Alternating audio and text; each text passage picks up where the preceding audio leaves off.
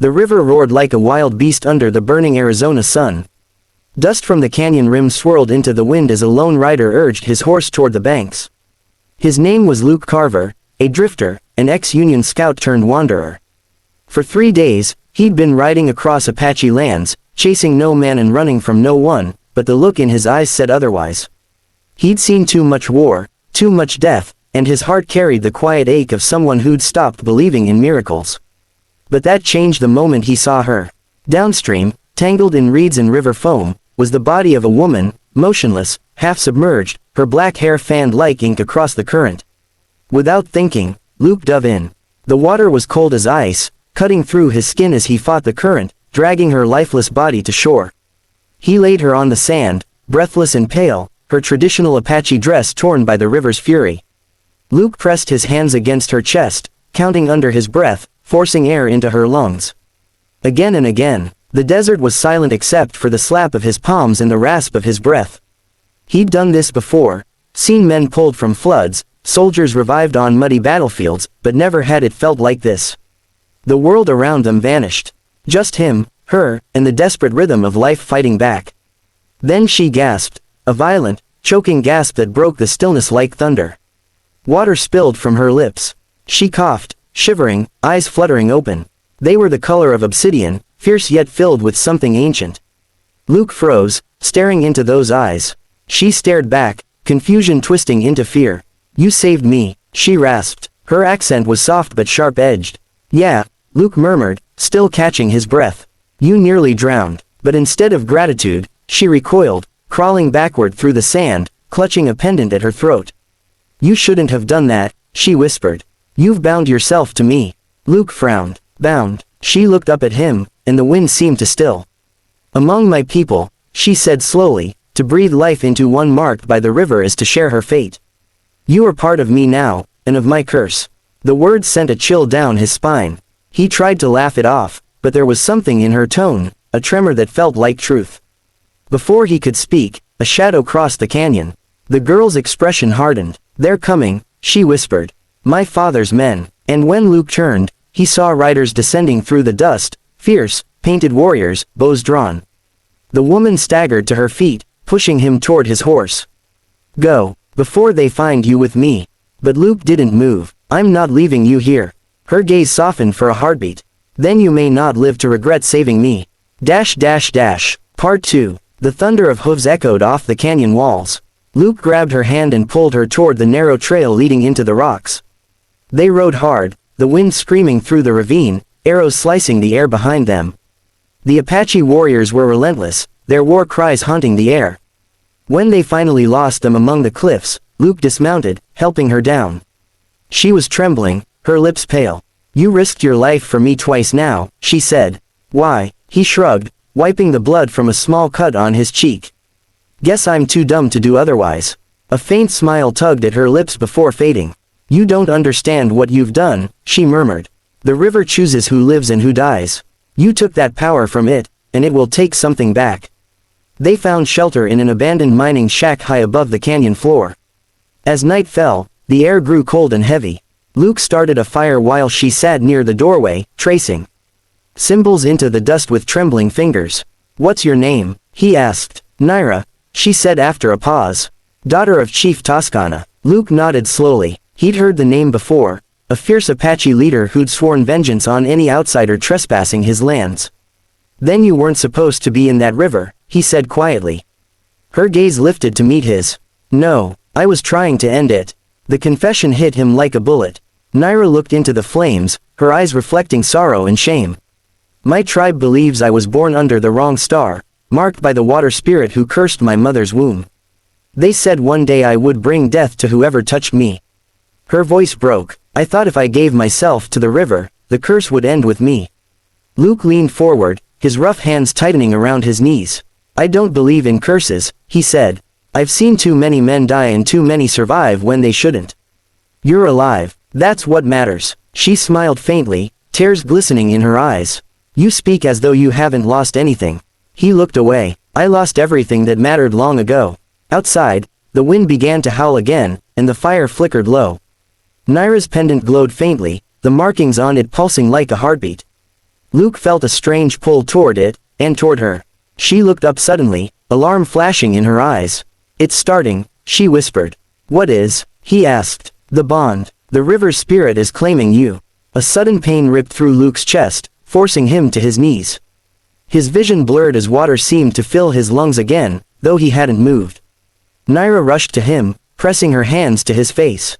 "Breathe," she pleaded. "Please, breathe," he gasped, drawing air as if surfacing from deep underwater. The pain faded, leaving only her trembling hands and the realization that their fates were now tied, in life and in death. Part 3. By dawn, the canyon was still. Luke awoke beside the dying fire, Naira asleep beside him, her head resting near his arm. He should have ridden off then, while there was still light. But something deeper held him there, something he couldn't name. When she stirred awake, the first light of morning fell across her face, soft and human and heartbreakingly alive. "You should go," she whispered, though her voice trembled. "If my father finds you, he will kill you." Luke shook his head. "If he kills me, then what happens to you?" Her silence was answer enough. Their bond wasn't just legend, it was real. Before noon, they saw riders again. Naira's expression hardened. "I'll speak to them," she said. "If they think I'm alive, maybe they'll let you go." But Luke grabbed her wrist. "You said we're bound. That means if you die, then you die too," she finished softly. "That's why you must live far from here." The pain in her eyes was deeper than fear. She touched his cheek, her hand trembling. "No man has ever looked at me without seeing a curse. But you saw a person." Luke took her hand in his voice rough. "You're not a curse, Naira. You're the only thing that's felt real in years." The sound of hooves grew louder. Naira stepped out into the sun, her figure framed against the canyon's edge. The Apache warriors surrounded her, shock and awe on their faces. Chief Toscana himself dismounted, his face torn between rage and grief. "My daughter," he breathed. "You live, because of him," she said, pointing to Luke. "He gave me his breath, his life." The chief's eyes darkened. "Then his life belongs to the spirits." Naira stood tall. "No, it belongs to me now." The chief hesitated, glancing between them, and for the first time, Luke saw something human flicker in his eyes, respect, perhaps, or fear. The warriors lowered their weapons. Naira turned to Luke, tears glinting in the sunlight. "The river took its due," she whispered. "But it gave us this moment." Luke nodded, unable to speak. She leaned forward, pressing her forehead to his. "Go west, live, carry my spirit with you." And as he turned to leave, the wind rose once more, carrying the sound of her voice, soft, eternal. "You were meant to save me, and I was meant to save you." Years later, when Luke Carver was just another legend whispered around campfires, travelers swore that the river where he saved her ran quiet and clear, never flooding again. And sometimes, in the silver light of dawn, two silhouettes could be seen by the water's edge, a cowboy and an Apache woman, forever bound by one breath, one fate, and one impossible love. The thunder of hooves split the canyon wide open as Luke yanked Naira up behind him, spurring his horse into a desperate gallop. The Apache riders came fast, their painted faces fierce beneath the desert sun, arrows slicing through the dust. Luke ducked low, feeling the hiss of one graze past his ear. He had no reason to save her, no reward, no promise, yet something about her eyes, that wild mix of strength and sorrow, pulled him forward harder than fear itself. They rode along the river's edge until the path split into stone and shadow, and only then did Luke pull the reins, sliding down a narrow trail that vanished between the cliffs. The horse stumbled but kept its footing, hooves clattering as they disappeared into the maze of rocks. Behind them, war cries echoed, growing faint until they were swallowed by the wind. By the time they reached a ledge overlooking the canyon floor, Luke's hands trembled from exhaustion. He helped Naira down carefully, her legs weak but her eyes alert, scanning the horizon. "They'll find us," she whispered. "Not tonight," he said, forcing a tired grin. He led the horse under an overhang and began gathering wood from the brush. As the sun fell, the air turned sharp and cold. Luke's breath came out in white clouds as he struck a match, lighting a small fire. The glow revealed the faint shimmer of her pendant, a silver disc etched with ancient symbols that seemed to pulse in rhythm with her heartbeat. He couldn't stop staring at it. "That thing," he said quietly, "what does it mean?" Naira looked down, fingers brushing the metal. "It's a river charm," she murmured. "It belonged to my mother. The spirit inside it is said to guard those who drown too young." Her eyes darkened. "But it doesn't guard, it traps." Every woman in my bloodline has carried it since the curse began. Luke frowned. You said I was bound to you. Because I saved you. She nodded slowly, her expression unreadable. When a man breathes life into a marked one, his soul becomes tied to hers. The river's spirit recognizes only one life now, shared between us. Her voice trembled. If you die, I die.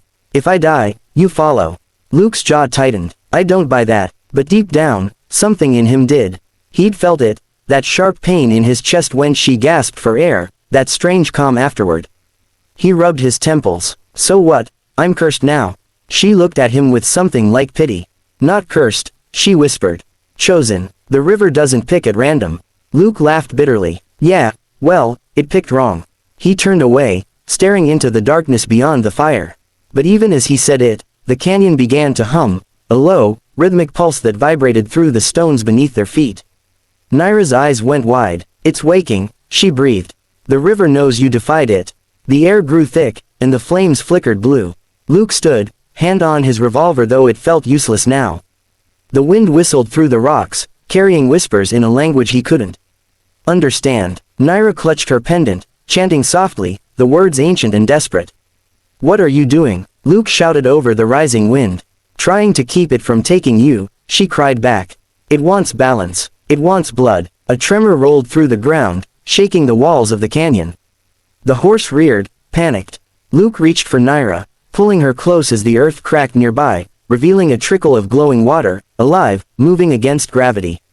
The glow reflected in her eyes as she looked up at him. Do you still think you shouldn't have saved me? She whispered. Luke hesitated, the question cutting deeper than he expected. No, he said finally. But if this river's spirit wants me, it'll have to come through both of us. She smiled faintly, her hand finding his. Then it already has. The light flared brighter, wrapping them in a strange warmth before fading to stillness. The canyon fell silent again, as if nothing had happened, except the air between them now carried a pulse, one heartbeat shared by two souls. And as they sat by the dying fire, neither spoke, but both knew something had changed forever.